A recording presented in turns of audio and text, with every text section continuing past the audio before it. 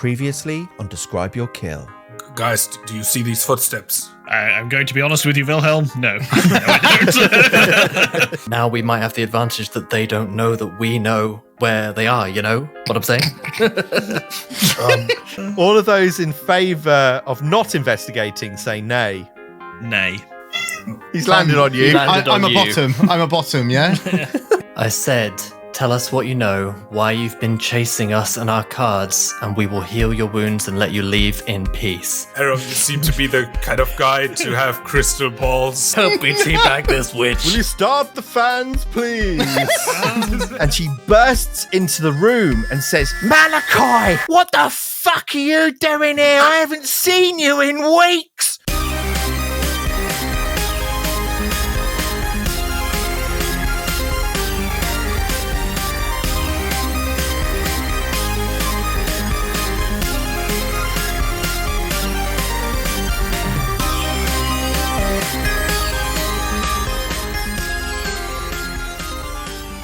Hello everyone and welcome back once again to another episode of Describe Your Kill. Hope everyone's well. It's feeling good here in the Northern Hemisphere as spring, of course, is officially upon us.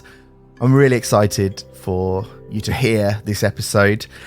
It's always fun when, as a GM, you can take the source material and twist it a little bit to make it more personalised for your party, and I hope that shines through in tonight's episode.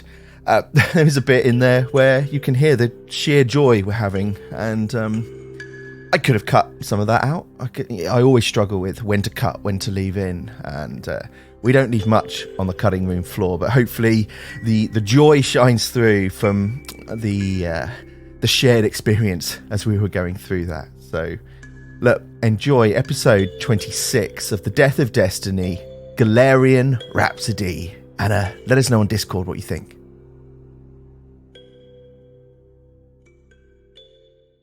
Right, strap in for a 3-hour Halo 2 discussion. Oh, we're live! Welcome back to Describe Your Kill! Hello. Hi, everyone. Hello. Hello. Ahoy, hoy. I have just come off the back of a Hades session. Has anyone played the game Hades? Too much. Yes. Yep. So good. I've played a lot of Hades. What was the release date of Hades? Anyone like the year? 2 years ago, I think probably? it was 20 years ago, yeah. Well, because it went into early access first, didn't it? It did. I want to say 2021. It was 2020. So September 2020, nearly 4 years ago. Yeah, sounds about right. I don't know if you guys feel this, but now I am approaching 40 with all due haste. Memory seems to elude me more than it used to, but I had a real desire to go back and play Hades, mainly because of the soundtrack. And it is amazing playing a game that I only played probably three and a bit years ago and forgetting every single thing that happens other than the core combat loop. It's been quite the breath of fresh air, and I just wondered, how about you guys? Are there any games that you've replayed or any games that you go back to and replay that maybe you've not played in some years and you think, I had forgotten how good this was? Craig, have you played a game called Halo? That was... Oh, no! Chris, don't start. That's a sidecast, that is, my love of Halo. I do This have is the sidecast, that's the main cast. Yeah. I do have a separate game I have gone back to, but on the subject of Hades, it's the only game I've ever got into speedrunning. Really? Yeah. I can see that. Okay. I could see. My fastest run from start to beating the final boss, I won't spoil it, but my fastest run from that was 11 minutes and 12 seconds. Wow. And is that using any of the boosts and power-ups and stuff? Or? So there's no like tricks or mechanical, it's a completely random seeded run. The only thing used is there's a couple of bits and pieces in like the Pact of Punishment that you can use that make things a little bit faster. Is this the weapon upgrade things, the Iniquity no, of Arms, or? No. It's the one where when you go to start a run, you can pick like modifiers to make things a bit more difficult. Oh, yeah.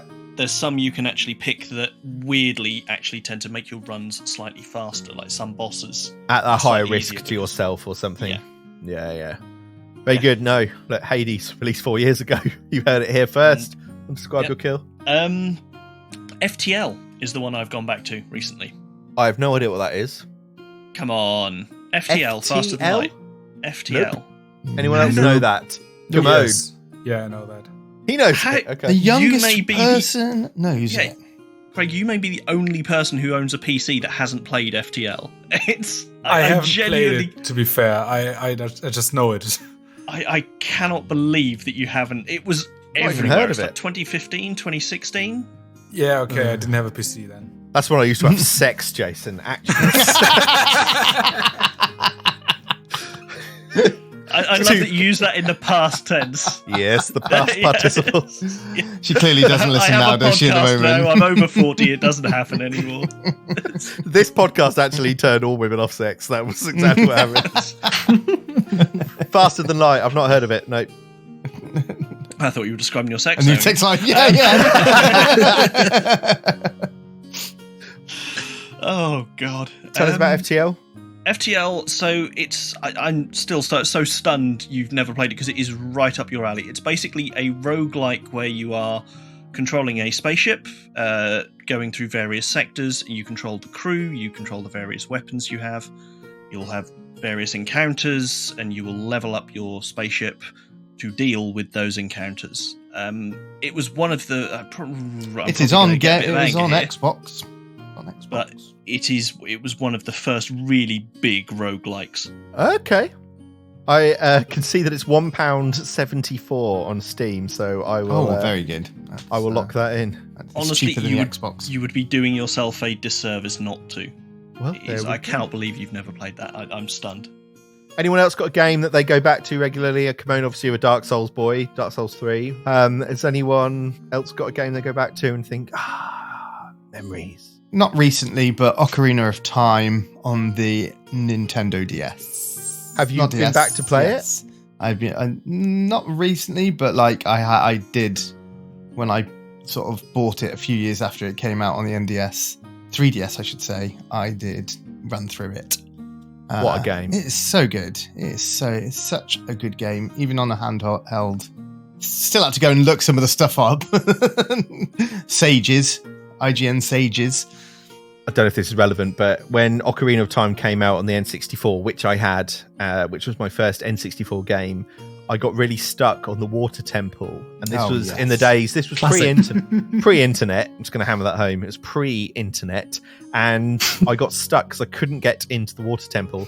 And I had to call one of those tips lines, like from Nintendo magazine. Yes! And I had to wait on hold for probably like 4 minutes, something like that, at 90p a minute or something outrageous. Did get through to a guy who did, in fairness to him, tell me how to get into the water temple. I had to use the hook shot. But when the phone bill came in, my mum lost her shit. Yeah. What is this? Oh, I don't know. Immediately lie. That was the response. I have no idea. Pornography. It was porn. Age 12. Yeah. I was going to say, I did see a meme the other day. It was like, I come from a generation where we paid for ringtones, and if this little rectangle makes any noise now, I will just throw it out the window. There is a game I visit religiously, probably once a year, and it's a game of my childhood, and it's also a game that I've never met anyone else who has played it. It's called Majesty, the Fantasy Kingdom Sim, and it's very much like a D&D Pathfinder type setting, real-time strategy game where you build little guilds and you hire little wizards and stuff like that, but you don't control them. So unlike other kind of Command and Conquer stuff, you have to encourage your heroes by placing bounty flags and stuff like that. And it's very, it doesn't take itself too seriously, but I think the reason why I've consistently come back to it is it has the kind of Oblivion level voice lines that have just ingrained in my memory that if I ever do start doing Twitch streaming myself, then all of my alerts will be just voice lines from Majesty the Fantasy Kingdom Sim, particularly the very, very camp tax collector who goes around with his little sack and he opens it up and he's like, tax collector. What's it called? Majesty the Fantasy Kingdom Sim. Is that Majesty, the Fantasy Kingdom Sim. I've Googled it, and I should be saving it and probably losing countless hours of my life to it. Listening Come to on. that text. Simone, I'm guessing you're not old enough to have any gaming memories that you go back to. Is that right? Well, it technically counts because last time I played it, I was too young to drink. Right. I did start playing Magic the Gathering again after 4 years. Okay. So yeah, that's like the longest pause I've taken from any game that I started playing again. And I guess much like 4 years ago, also continuously not having sex throughout that entire period whilst playing Magic the Gathering. Is that right? I haven't left my desk in 5 weeks. I am Answer the question, Kimon. I am starting to grow roots, Yeah. and I am worried. Never played it, but all right, gentlemen, who is ready to play Pathfinder this evening? Yes, Ready? I am. I am ready to meet the mom of the skull. The owner of the Mum Skull, the Karen Bordello, because of course at the end of last session, you went through the 6th portal towards the Theatre Harrow card, where you found a small room filled with 4 humans. I did say humanoid, they are just humans, dressed in theatre attire, surrounded by empty bottles of booze and some kind of drug-like paraphernalia. You do try to wake them. There's nothing wrong with them other than the fact that they are passed out, drunk, or stoned. But as Aaron tried the only door left inside this small chamber, it smashed back into him, taking 39 points of bludgeoning damage. And there before you was this middle-aged woman, humanoid, and of course, the Annoyed. legendary Karen Bordello. And as she smashes into the room and she says, Malachi, where the fuck have you been? Our adventure starts tonight. So welcome back to episode 26 of Describe Your Kill. Karen Bordello is stood in a doorway in this weird room in front of you. What do you do? Malachi, you haven't told me you had a sister. Hands off my mum, Willow. Well, it's a bit of a long story, Mum. I woke up one morning and, well, I found these 3 friends. We all kind of got together, and it's a bit weird. We found these arrow cards on What us. are you going on about? Give your good old mum a hug. Come here, my little moo-moo. Come here, give me a hug. And she grabs you in an embrace and starts rubbing your head. Lupin looks across to Wilhelm and just mouths silently, Moo Moo? No. Malachi doesn't look best pleased with it. Wilhelm gives Lupin Reluctant. a very concentrated and very serious look and just nods. And as she releases you, Malachi, she kind of holds you by the shoulders and says, I've not seen him for weeks, and he turns up in the dressing room of the Squiggling Squid Troop. Where have you been, boy? Well, it's a bit of a long story, but basically, I'm doing the best I can be, and we were on a bit of a mission. It's really hard to explain, and you won't believe me if I told you. I tell you. No, well, it's good to say that your tongue's not improved, Malachi. And would it be rude of you to introduce these fine gentlemen that are with you? Well, yeah. Well, this is Lupin. He's a collector, don't you know? Good evening. Lupin, hello. My name is Karen Bordello. Nice to meet your acquaintance. Yes, nice to meet you. I've heard plenty about you. Oh, and she winks at you. Oi, stop it. Oh, Malachi, you know me. You know old Karen can't resist an older gentleman. Mum. Sorry, next. Who's this with the horn? Dad, my dad would be well disappointed. Your dad is long dead, Malachi. What? And if I knew who he was. Malachi's just found out. This is how he discovers it. You said he just left. No, he did has leave. been concentrating on his card for 50 seconds now. The portal opens. Swallows him up. Right, and who's this here next to him? Well, this is Wilhelm, and this is Aaron, and, yeah. Well, Wilhelm, nice to meet you. My name's Karen. Aaron, nice to meet you too. Karen Bordello. It still doesn't answer the question, what the fuck are you doing in my changing room? Well, I came here, and I just to show you, I got a new tattoo, look. It's a skull. Look, it's real as well. Is that my skull? Well, it is kind of... It's kind of modelled on you, yeah. She pulls Lupin aside and says, he's always had mummy issues. Yes, I can quite understand. Well, you can rest assured we've been looking after Moo Moo just the very best we can. Oh, Moo Moo, I'm glad you told him your old I'm mum's not nickname Moo Moo. for you. No, Mum, stop it. We just come here. We've got these cards and they kind of lead us to this place here. Bloody hell, Malachi, you've always rambled your entire life. Can someone please give me a more concise answer of how 2 minutes before we're about to go on stage that we're having this bloody conversation? What are you doing here? I'm looking around at these performers. They do not look like they're ready to go on stage in 2 minutes. Also, isn't it like 8 in the morning? Are they by any chance doing a Libertine set? 8 in the morning? No, it's 1 p.m. We're about to go on stage. I think the fastest explanation for this might just be magic. Magic? Yes. You like a bit of Harrow, Mum. All right, Wilhelm, what magic have you got to show me? Because I've got to tell you, I've got a show to put on in approximately 2.5 minutes. Now, it looks like the current troupe are fucked. And it looks like I've got 4 performers who cannot perform, and I need 4 performers who can perform. Malachi, I'm glad you're back. The rest of you, I believe that you owe me a little bit of a favour, and would you be so kind as to remove the clothes from the performers in this room? Get yourselves ready. I will hand you a script because we have a matinee performance with the local school from Absalom, and you need to be on the stage. Wilhelm puts his hood on and disappears. Wilhelm, I can see a visibility like that. Oh, Karen, she knows what she's doing. Fuck. Puts the hood back down. Thank you. Lupin's flicking through his scrolls for the day to see if he prepared Fireball.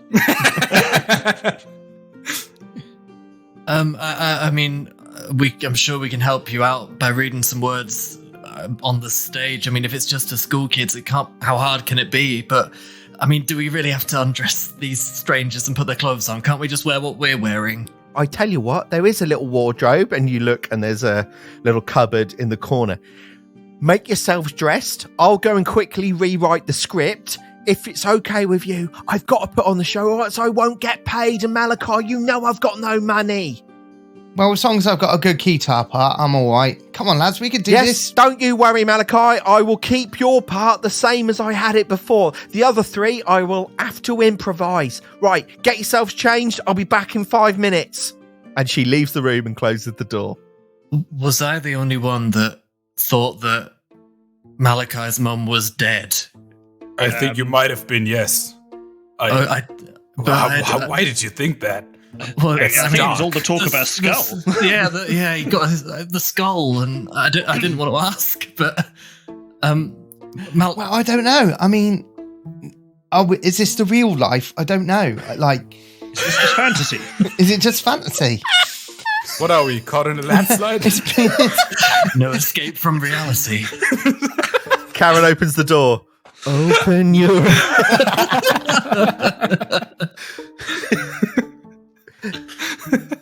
Malachi, the other PCs are asking you, is your mother dead? Well, I don't know. Why maybe you're so long to handsome, Malachi? He's like, I just found out my dad's dead. I don't know what's true. Yeah, I'm a bit traumatized, really. My dad died. We haven't even been playing for 10 minutes. Oh, God. He's just a poor boy from a poor family. Well, come on, lads, sort it out. We've got to go on. The show must go on. Yeah, you'll forgive me. This is quite a lot, quite suddenly. Well, hang on. We've been in battles together. You've got to give me this. You can come on stage with me and we can do it. We've battled skin penises. We've battled, surely you can get on stage in front of some school kids and do a bit of a play. It's not, it's not hard. Yeah, that's true. Lupin, I hope you'll excuse. You know that common is not my first language, but how do you say? Pull your head out of your ass.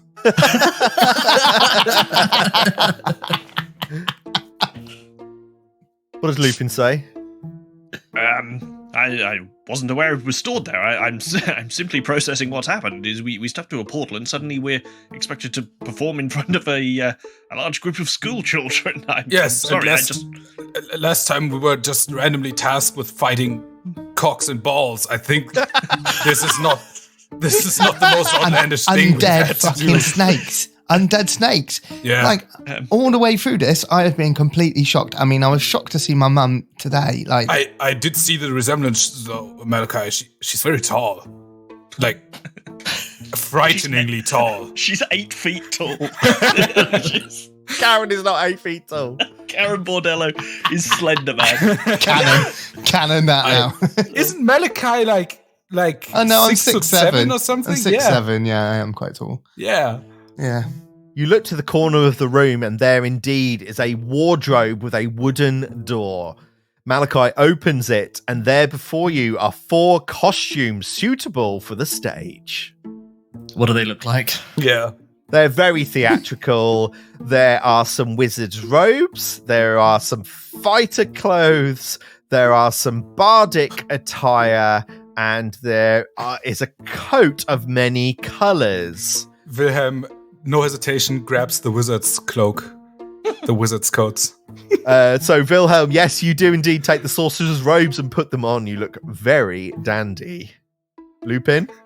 Lupin will reluctantly look at the costumes and sort of just barely touching them, like he sort of found them in a rubbish tip or something like that. And sort of deciding that the outfit that looks sort of fightery is the one that is the least appalling to him. So yes. He will grab that and begin to put it on whilst staring absolute daggers at Malachi. So Aaron steps up next to the wardrobe and he looks at the coat of many colours. He takes it off the hanger and he turns around holding it up to himself to Mr. Malice and says, don't you have one like this, Mr. Malice? He's wearing it right now. Lupin checks his scrolls again to see if he prepared fireball. And Aaron puts it on. And Malachi, you see that's all that's left is clothes very similar to your own with a keytar, a toy keytar in the corner. That's my old robes. It's not fitting. It's not fitting. You might be 4 feet I've grown too tall. since then. I've grown. He picks up the bard's clothing and semi-reluctantly puts it on because his own is fine. As you put the clothes on, Malachi, Karen Bordello bursts into the room again, and she's like, right, oh, you look bloody marvellous. Right, I've rewritten the script. I've had to make a few changes. I'm going to hand it out now. We go on stage in 2 minutes. Your acting chops don't matter. It's a bunch of children from the local school. But Malachi, I'm so pleased you've turned up. Honestly, all of you, Lupin, Aaron, Wilhelm, you look bloody marvellous. I've written the parts especially for you. Are you ready to go on stage? Yes. As ready as we'll ever be. Yeah. Lupin, I can't hear you. Lupin is still staring very intently at Malachi. She claps her hands. Right, no problem. I'll see you at stage back in 2 minutes. And she leaves the room and leaves the door open. And you see that the room that you are stood in, with still these passed out performers, the occasional grunt and snore.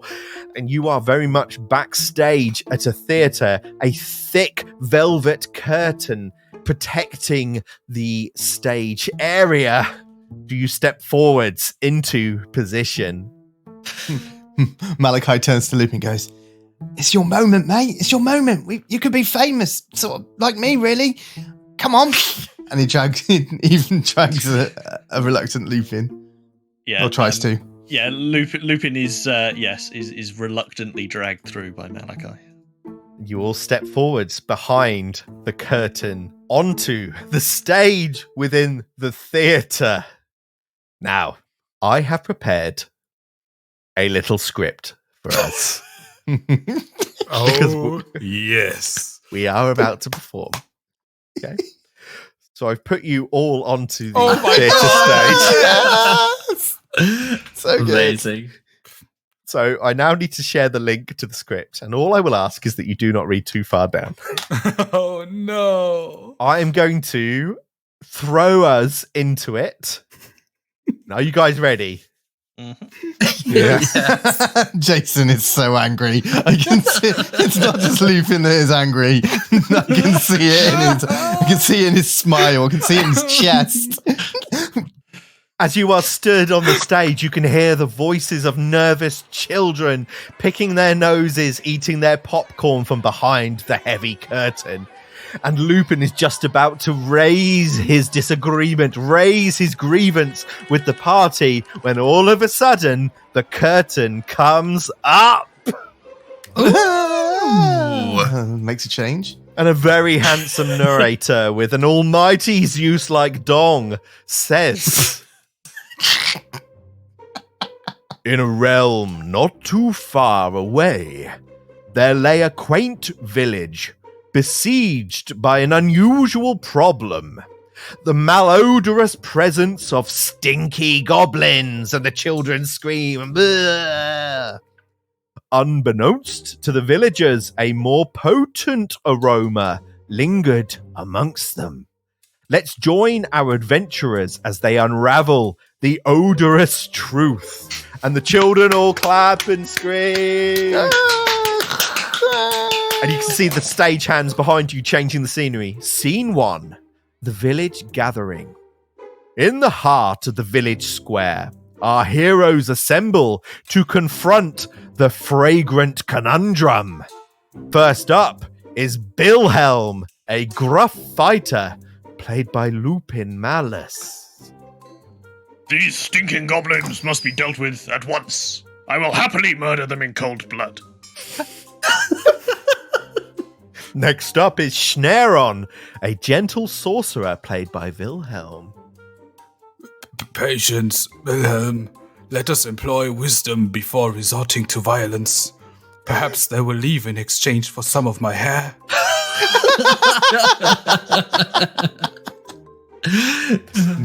Next up is Poopin, a grumpy collector played by Aaron. I think we should ignore the goblins and not engage with them at all. The smell is bad, but tolerable. I would not risk such a potentially fun and engaging endeavor. Next up is Smelakai, a bard with questionable hygiene, played by Malachi Bordello. Fear not, Poopin, for I shall steal a melody so repulsive for an already established song due to a chronic lack of creativity. The goblins will surely flee in horror. Little did they know, the true source of the stench was closer than they imagined. Is there a second page? The children. Yes. Scene 2, the goblin confrontation. Delving deep into the nearby forest, our heroes come upon the goblin lair, a putrid den filled to bursting with the smelly inhabitants. Guys, ready yourselves. For soon we shall face the dreaded stinky goblin brigade. Let me quickly roll an irrelevant fiendish lore check. Hold, Wilhelm. Let us attempt diplomacy before engaging in combat. If all else fails, I can repeatedly cast the ever-so-fun slow spell at them. Schneron. Well, we could entice them with valuable trinkets from my collection, but just in case, I do have a thematically suitable dueling pistol to finish them off. Ha-ha! Have no fear, for I shall regale them with a discordant symphony they'll never forget. The lyrics shall be carefully prepared and not erratically improvised whatsoever. Our heroes confront the goblins, eventually removing them with a mix of smacked bottoms and threats of drawn-out dining scenes. Oddly, though, the goblins themselves seemed nauseous during the assault. I want everyone to roll a performance check, please. Okay. 37 for Aaron. And a natural 2 as well for a 7. 27 for Wilhelm. 26 for Malachi with a 3. Lupin, your performance is booed by the children. Yes. And you feel a rotten egg come flying out towards you. Roll a reflex save, please. Boo, poopin'. Oh, God. Hang on 1 second. That's a natural 17 for 38. Lupin, you manage to dodge the rotten egg as it flies towards you. I saw that, Timmy. And the children boo you again. Scene 3. Mission complete. With the goblins dispersed and the village relieved of its stench, our heroes sniff the air suspiciously, as there still contains a lingering smell upon the wind. Guys, did you see that? I killed that goblin really hard. But is it just me, or does something still smell fishy? It seems the true culprit of the odor lies within our own midst. Should I grind things to a halt and perform a reading from my carnival hero card?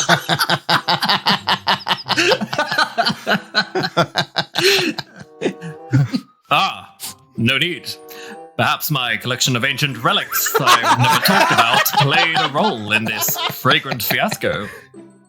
After a thorough search and many failed perception checks, Wilhelm, Schneron, and Poopin slowly turn their heads towards an unusually quiet Smelakai.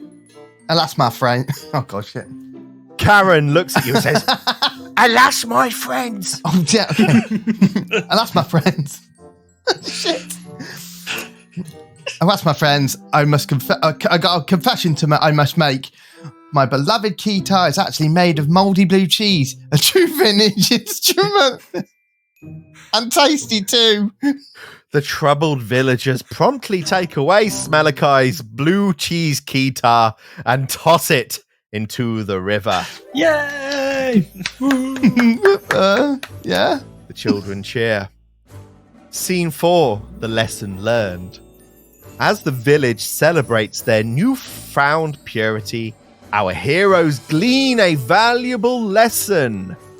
Sometimes the greatest threats are the ones we least suspect. Like me. Indeed. One man's treasure may be another's odoriferous burden. We must always exercise caution and Line! yes, line. And Get on with it! he looks over at Karen and Start again! okay. We must always exercise caution and consider the consequences of our actions. Also,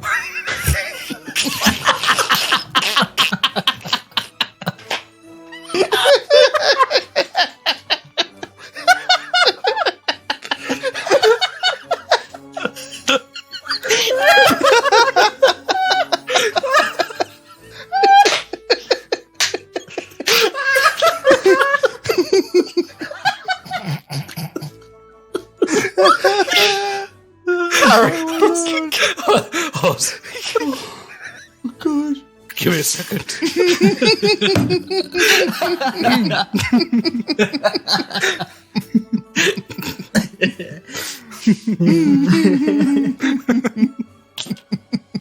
God damn it, Craig!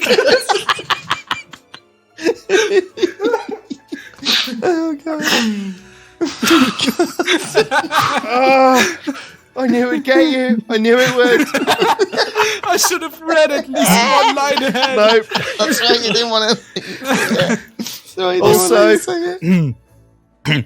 Also, I love you, Wilhelm, and always have. I love you too, Schneron. The curious life of a famous bard, filled with melodies and aromas. And so our heroes bid farewell to their aromatic adventures, armed with a newfound appreciation for personal hygiene and the perilous power of cheesy ballads as the curtain comes down. Encore! And the Literally. children go wild. Karens go wild. What a farce. This might be the first time I've actually laughed tears. Can we just leave this it there? campaign. Can we just leave it there? Mini episode. Yeah. Oh my god. Did you enjoy that? Oh, that was Funny as hell. mental. The curtain comes down over the theatre and the children are clapping and you can hear them leaving the theatre. And Karen Bordello rushes up to you. She says, "You were bloody amazing, Malachi. Why didn't you tell me you had such friends like this?" Well, I didn't really know them until about a week ago, but yeah, they're good, isn't it? Lupin was all right, wasn't it? A week ago? Malachi, you've been gone for nearly a month. What are you talking about? We did spend a couple of weeks of downtime together. Can Lupin roll a perception check to see if he can spot the kid that threw an egg? Yeah, you'd have to peek through the curtain, so it's going to be at a Okay. -2. Lupin Okay. would like to exploit weakness. Yeah, absolutely. Yeah. Hang on. I want this. Oh no. That is a natural 13 for 32. Critical success. You can see exactly where he is. Excellent. I want to wang a copper piece at his head. Okay, roll to hit. Probably made that kid's day. Excellent. It's a kid as well. It's still gonna Exactly, hit as him. a child. I'll so- tell you now, his AC is lowered. Excellent. Okay. Off guard. So that is an unarmed attack. I assume he's within my first range Yes. increment. Yeah.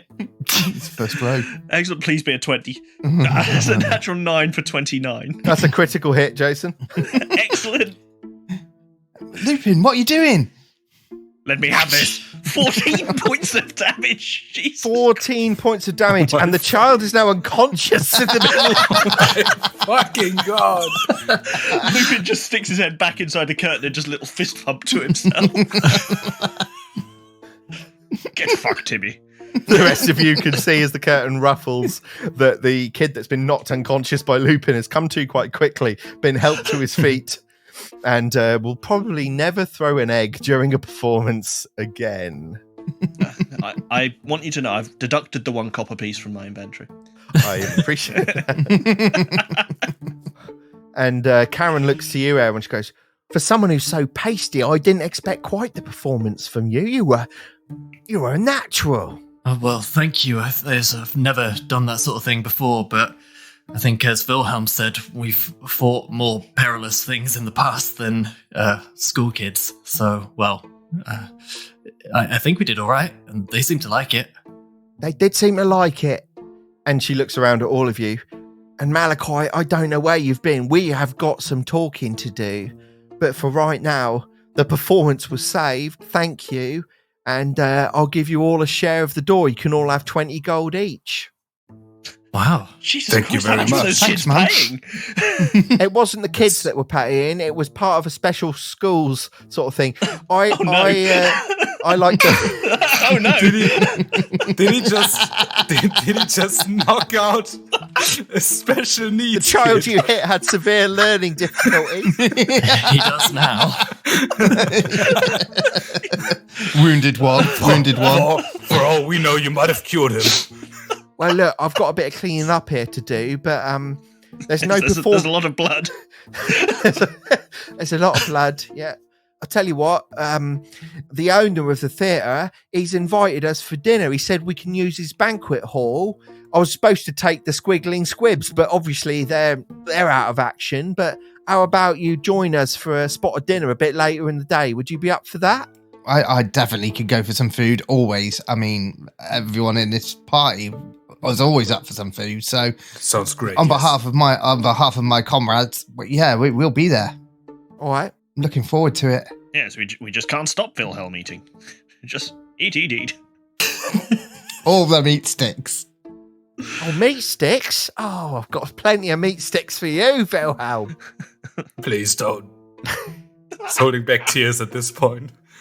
Look, I'm a Please. busy lady, Malachi. I'm pleased to see you again. It's been a long time, but let's meet up at the banquet hall a little bit later, if that's all right. And she scribbles down on a piece of parchment the address and hands it to Lupin. This appears to be a hotel number. Ah, sorry, wrong. And she writes another piece down. You'll need that bit as well, because not only do you know where I am, but you know what room I'm in. Right, I'll see you later, Lupin. You sexy bastard!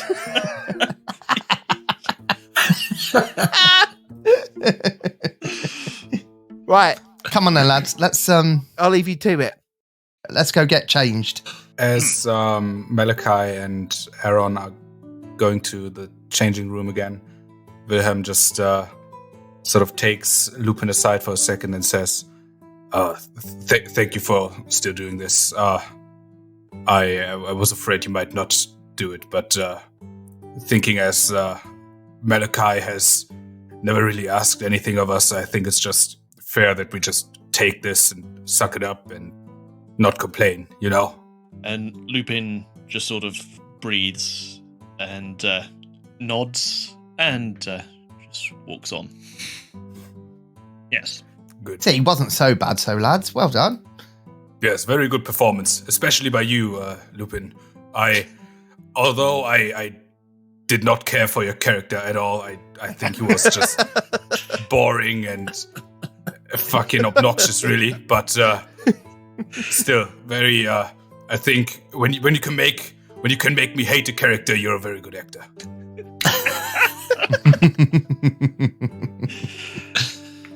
Yes, can't say I was one for the love story myself, but you never know. He's strange bedfellows and all that.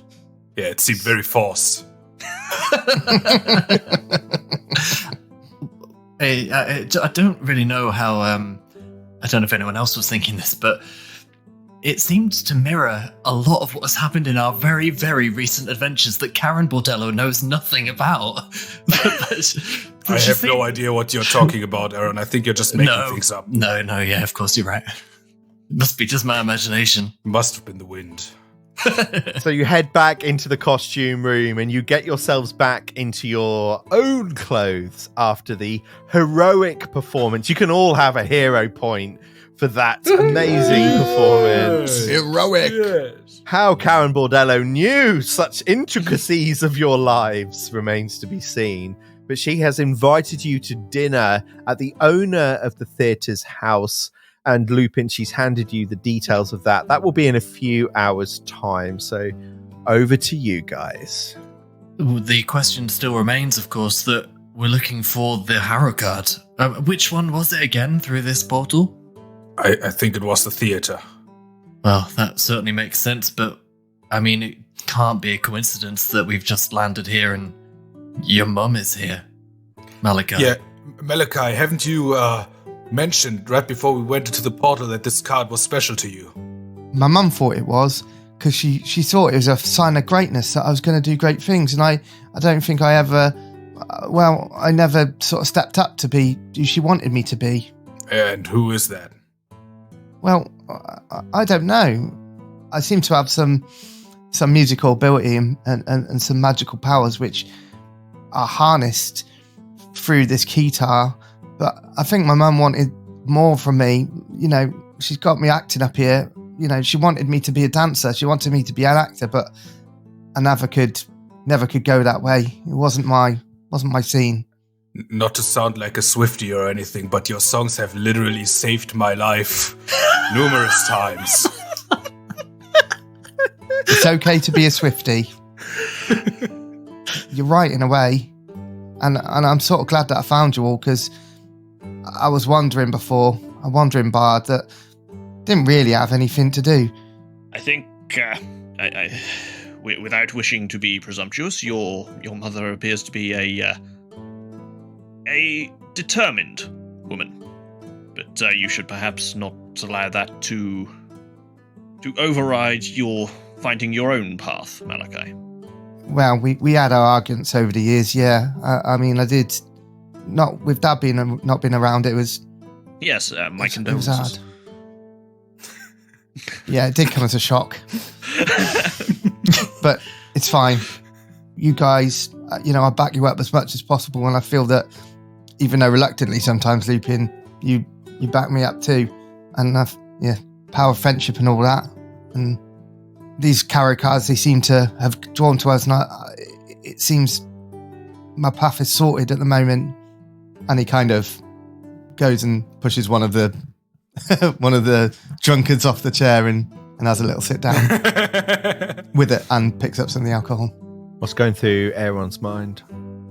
Aaron is listening to what Malachi is saying, and he nods along and says, I think that you're right, Malachi. We've all come from disparate backgrounds where perhaps we were just looking for our path. And even if we don't know what fate has in store for each of us, we know that we're here together. And you're right. Whatever this path is, we're on it. And I'm glad that you're here with us. And I'm very curious to know, though, why the portal has brought us here. I just can't get it out of my mind that it's not a coincidence that we've just run straight into your mother. The theatre card, she always said to you that it had something to do with you and greatness. And here we are. Do you think it's here, the card? Well, going on previous portals, it's got to be here. There's got to be some magical presence. It wouldn't have just left us here for no reason. And Aaron casts Detect Magic and closes his eyes and just tries to feel if there's any source of Harrow energy in the theatre. You do not detect any other magic. There's nothing here, not that I can feel nearby anyway. Well, I think we rest up a bit here and see maybe where Mum's taken us.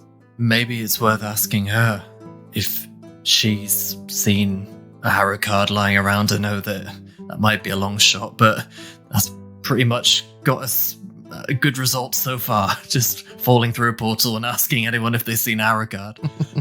Well, I mean, she was into Harrow for a bit. She didn't really mention anything there, but obviously she's preoccupied with us going on stage. So, yeah, I think it's definitely worth going to meet her later. Indeed. In the meantime, perhaps we could take a trip into the bazaar. Perhaps we could even see if we can locate Diral. He may have some insight into potential further Harrow cards. Are we actually in Absalom? I presumed we were. I could be wrong on that. Look out the window. And Aaron looks out the window. Aaron and Malachi look out of the window, and Malachi can clearly see that you are clearly within the Puddles district of Absalom, just 10 minutes away from the Grand Bazaar. Yes, well, we could perhaps really upset the GM and pay a visit to some old friends like Diral and Erikanesh. Yes! This time it's Aaron's turn to speak with them. Yes, we can test his recall of all the various accents. What about the Harrow Barrow? Serves you right for the theatre. Actually, wouldn't it be good to try and find someone that we got a couple of hours? Go and find someone who can sort Wilhelm out. That might be something. That sounds great. I think I'm getting paler, which I didn't think I was able to. Just sort of a translucent blue now. It's quite impressive. I can see my veins. Well, I'm sure if we go into town, there's going to be some sort of apothecary or something that's going to help us out. Yes. Well, yeah. Whichever we do is let's get out of here. The smell is starting to become rather off-putting. Yes, the 4 theatre troupe members surrounding you are starting to come to, slowly but surely. But I shall say that you leave the chamber that you are in that you leave the theatre. And Malachi, you know that you are only 10 minutes away from the familiar setting of the Grand Bazaar. You are in a theatre within the Puddles district. You step outside the door. The streets are busy and alive. The smells of food. You are in a much more civilized place than you have been for quite some time. I love the smell of food in the morning. I thought you were going to say I love the smell of children. No! Why would I say that? No, they stink. This is actually the only thing I would never expect Malachi to say. Okay, so are we going to just head straight for the bazaar, I guess? Yeah, I think so. So you make your way to the Grand Bazaar and you approach from the west side where the Puddles district resides. You have around 4 to 5 hours before you are expected for dinner. We've got some bits to sell as well, haven't we? We have, yes. A couple of bits and pieces in the old spacious pouch. So first order of business, I think, do we get Wilhelm tidied up? Yeah. Hello, listeners. Craig here, full of colds. Apologies for my slightly nasal tones. Just to fill you in on the shopping and healing that happened, the heroes had around 4 to 5 hours to kill whilst in Absalom and waiting for dinner with Karen Bordello. The first order of business, as Lupin said, is to get Wilhelm healed up. As he was bitten by this undead vampire, they thought a temple might be needed, so headed to a temple of Desna. There was a lot of chat around how to identify versus cure, and we agreed that it would cost 160 gold for Wilhelm to both identify and cure his illness. All the PCs chipped in 40 gold each. How very generous. Wilhelm learnt that he was under the drain chi effect from Kanijo. 1 week, and he would have been fine. Or he could have eaten only glutinous rice for 24 hours. But as we know, Wilhelm, A, doesn't really like to eat, and B, gave his rice away to the centaurs. Much fun. For the treasure, they've sold that expensive potion vial, the circular gemstones, and the Eye of Apprehension that they found in Iobaria. This gives the heroes 350 gold each, and the party realise they are starting to build a nice little pile of cash. I shall have to infect them with some other mad diseases that they can't cure. They've got about an hour left before dinner, and Lupin has mentioned a couple of times that he would like to try and find D-Ral, but aware that they've only got an hour left. So that's where we rejoin our adventure. Thanks for listening, everyone. So you've completed your shopping, and Lupin, I believe you've got 1 hour left within the Grand Bazaar. You want to go and try and find D-Ral, is that right? Yeah, we'll give it a go. I'm presuming, with the Harrow Barrow being what it is, it's going to be a pretty tall ask to find him in an hour. But with nothing else to do, we might as well have a bit of a look around, see if we can find him. Okay, yeah. Go ahead and roll me a survival check. Excellent. Will you be pleased to know I'm untrained in survival? So that is that's a natural 9 for 12. Despite your best efforts, D-Ral evades you and unable to find him. Yeah, that's fine. But it is now time to go for dinner, and you know that it's about a 10-minute walk to get there. We head to dinner then, I guess. Let's do it. Let's go. Yes. More food. So using the scrap of parchment that Lupin was given, not only with Karen's home address, but with the actual address of the banquet, to celebrate your success as performers standing in for the Squibbling Squibs. And you end up at a rather regal building on a side street, slightly north of the Grand Bazaar. Doesn't this look fancy? You step into the building, you are greeted by the butler, and he escorts you through to a banquet hall that exudes warmth and opulence, its grandeur evident in the lavish decor and intricate detailing. Tables are adorned with fine linens and gleaming silverware, illuminated by the soft glow of ornate chandeliers.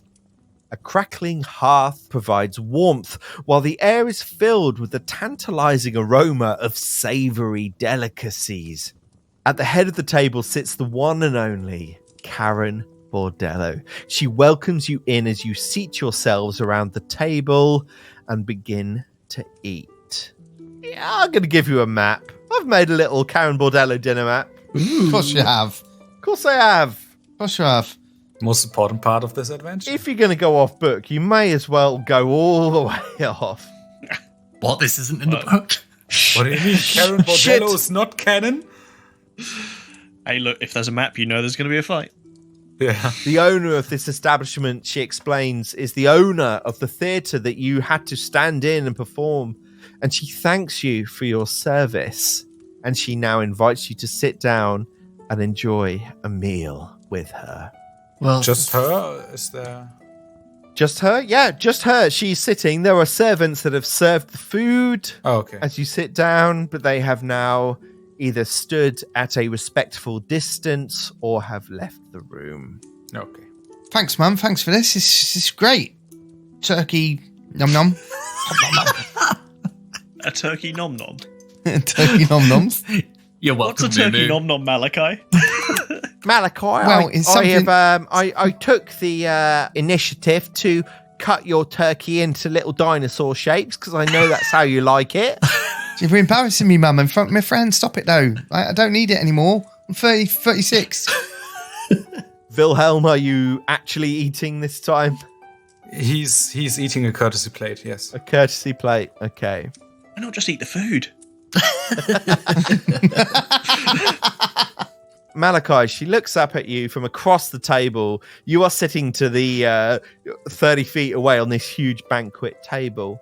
She looks up and she went, Malachi, I've got to be honest with you.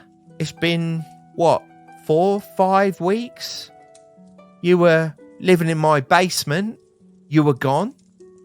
And then you came back. I'm sure you can understand that it's a little bit difficult for me, Malachi, to understand what happened to you. Well, sometimes, Mum, I've got to go find my path. You wanted me to do these things, and I went. I just went. I had to go.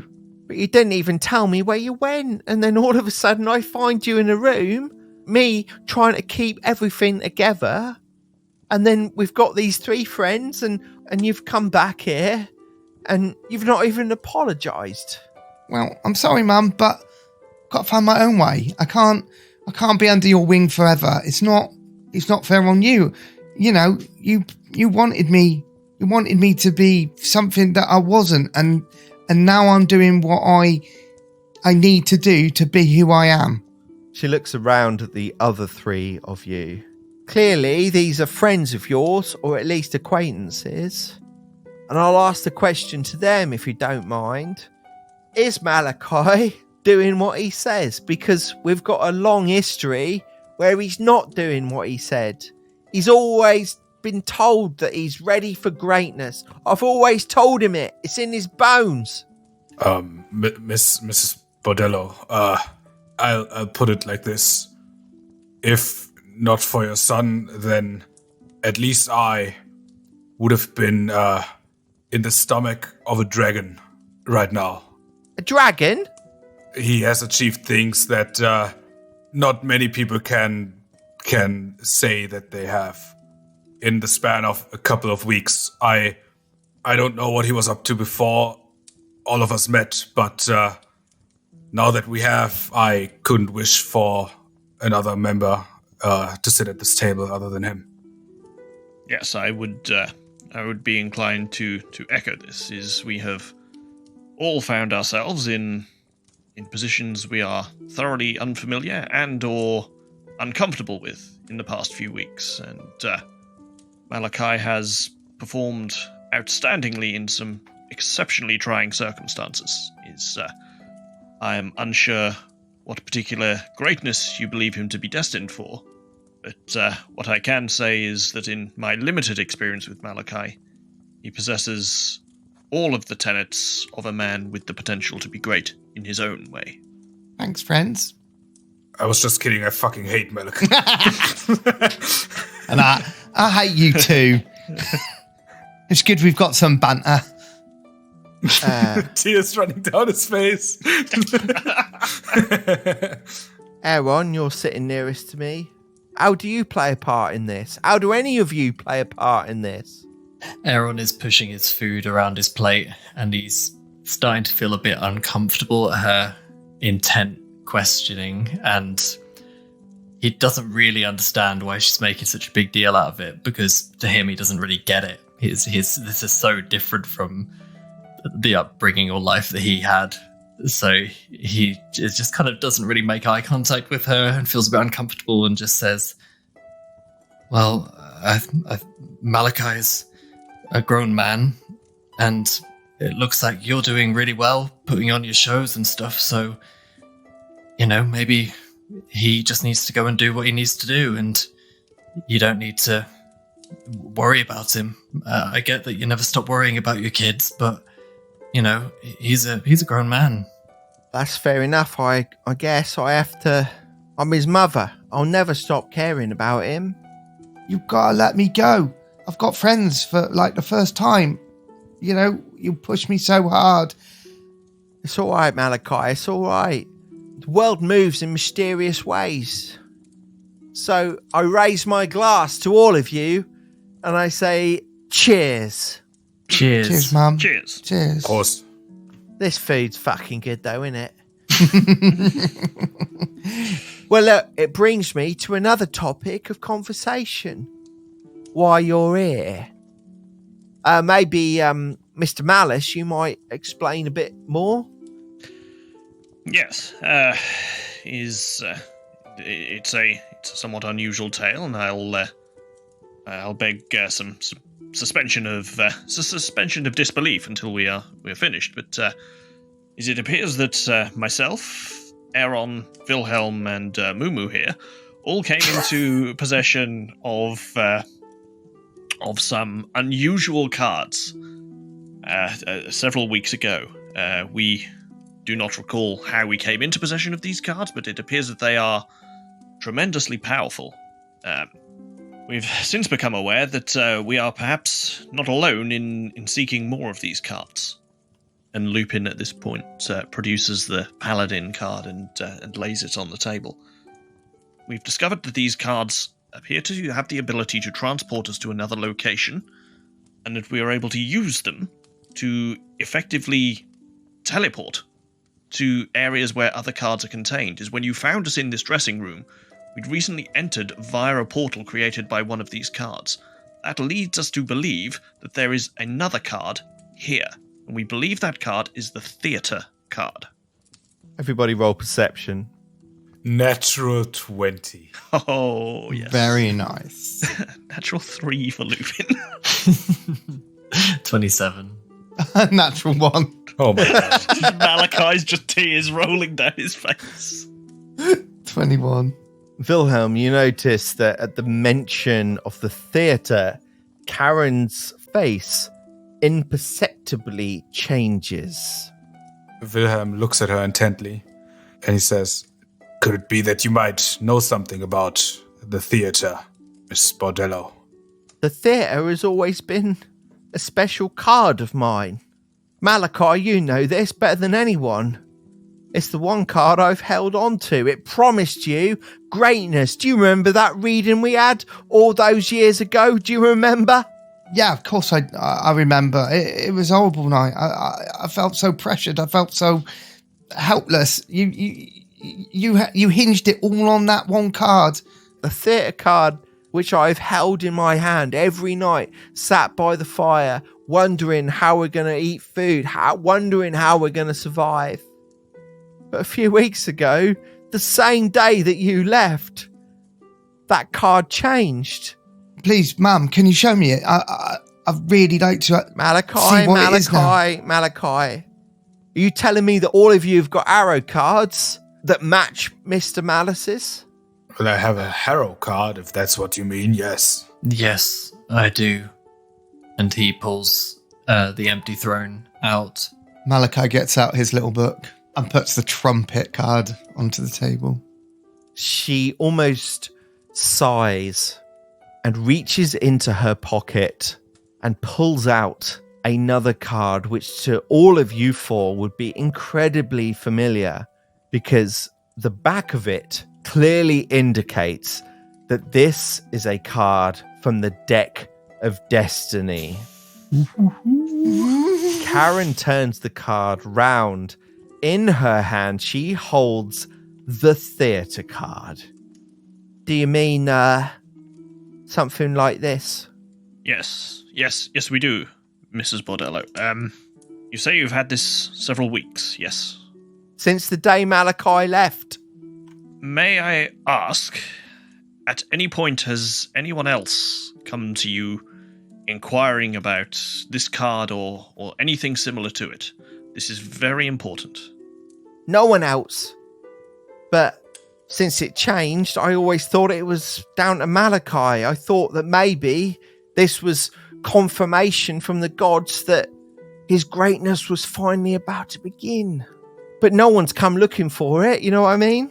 You may be more right than you realize, but what I can say with a relative degree of certainty is the fact that you have this card, the fact that you have had this card, potentially puts you in significant danger. There are groups of other people hunting this card that have attacked people in possession of these cards. Do not wish to alarm you, but it is extremely important that we make sure that this card, and more importantly you, are safe as soon as possible. You can see that her face clearly shifts from being uncertain to being afraid. Mr. Malice, that's quite the revelation. And she holds the card up in her hand and twists it slightly. I've only met you for a few hours, but clearly Malachi trusts you. Would you be willing to take the card from my possession and maybe remove me from this danger? I would, I think it's probably in everyone's interests that we get you out of danger as soon as possible, but what I can say is that it would not be for me to take that card from you. I think there is only one person among us that should be in possession of this particular card. And he looks at Malachi. Ma'am, just give me the card. It's for the best. And he gets up, he pushes his chair back, and he starts to approach Karen. As you start to approach Karen, she also stands up.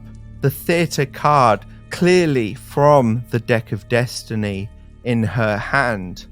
And she says, Malachi, I don't know where you've been. I don't know what you've been doing, but I've always known you were destined for greatness. I hand this... Mum? What? As she speaks... Mum? You see a line of crimson blood appear on her throat as her voice immediately stops, as she falls down with lifeblood spilling from her body on the table in front of you. And in the air behind her, a familiar sound.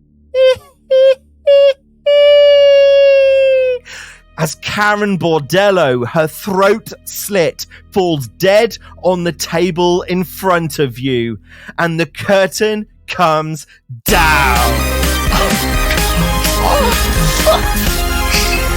I'm sorry, Malachi. I'm sure we can fix her. Has anyone got gentle repast? Does anyone have some bandages or something? You've been listening to Describe Your Kill, The Death of Destiny. Find out more at describeyourkill.com.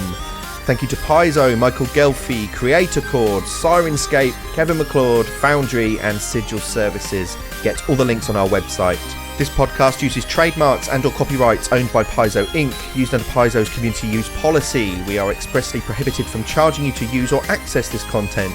This podcast is not published, endorsed, or specifically approved by Paizo. For more information about Paizo Inc. and Paizo products, visit paizo.com.